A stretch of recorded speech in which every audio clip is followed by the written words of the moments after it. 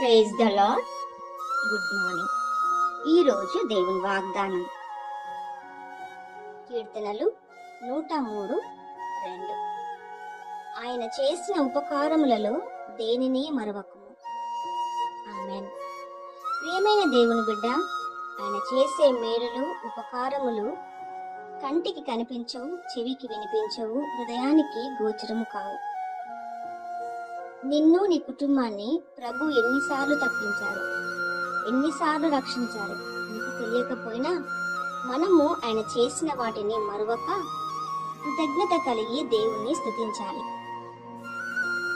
2022 చివరి మాసం, చివరి రోజుల్లో ఉన్న మనము ఈ సంవత్సరము దేవుడు చేసిన మేళ్ళు ఉపకారముకును మరువక జ్ఞాపకం చేసుకుందాము. అందును బట్టి దేవునికి కృతజ్ఞతాస్తుతులు చెల్లించుదాము. నీకు ఎంతో ఉపకారము చేసిన దేవునికి నువ్వేమి చేశావు? ఈ సంవత్సరము చివరి గడియలోనైనా ఆలోచిద్దాం. నూతన సంవత్సరం నుండైనా ఏదైనా చేద్దాం. ప్రార్థన.